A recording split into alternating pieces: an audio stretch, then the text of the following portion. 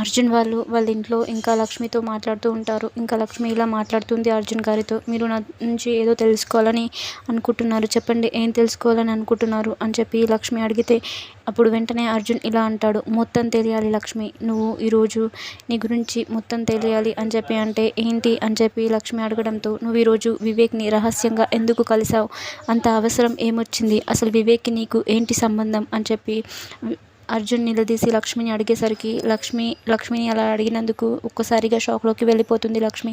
అర్జున్ అలా అడగడంతో ఇంకా ఏమీ చేయలేక అలానే షాకింగ్లో అలానే నించొని చూస్తూ ఉండిపోతుంది. ఇలా అడిగారేంటి అనుకుంటుంది. అప్పుడు అర్జున్ గారు అర్జున్ లక్ష్మిని ఎందుకు నువ్వు వివేక్ని రహస్యంగా కలవాల్సి వచ్చింది అని చెప్పి లక్ష్మిని అడిగితే లక్ష్మి షాకింగ్లో అలానే ఉంటుంది. అదంతా అర్జున్ వాళ్ళ అమ్మగారు కూడా పక్కనే ఉండి గమనిస్తూ ఉంటారు. ఆమె కూడా చాలా షాకింగ్లో అలానే చూస్తూ ఉంటారు. ఇంకా లక్ష్మి ఇలా మాట్లాడుతుంది ఏడుస్తూ, ఎందుకంటే మిత్ర గారు నాకు భర్త అని చెప్పి చాలా గట్టిగా ఏడుస్తూ అంటుంది.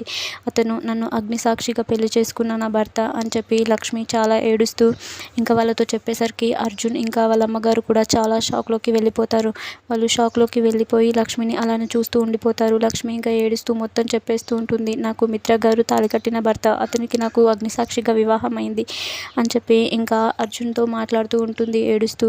అర్జున్ కూడా తన మాటల్ని అలాగే వింటూ ఉంటారు. బామ్మగారికి కూడా ఏం అర్థం కాకుండా అదంతా అక్కడుండి లక్ష్మి మాట్లాడిన మాటలు వాళ్ళని షాక్కి గురి చేస్తాయి. వాళ్ళు ఆ షాక్లో లక్ష్మిని అలానే చూస్తూ ఉండిపోతారు. లక్ష్మి మాత్రం ఏడుస్తూ ఇంకా మిత్ర గారి గురించి చెప్పేస్తూ ఉంటుంది. వాళ్ళు ఏమీ అనలేక ఇంకా అలానే చూస్తూ ఉండిపోతారు. Please do like and subscribe for more videos.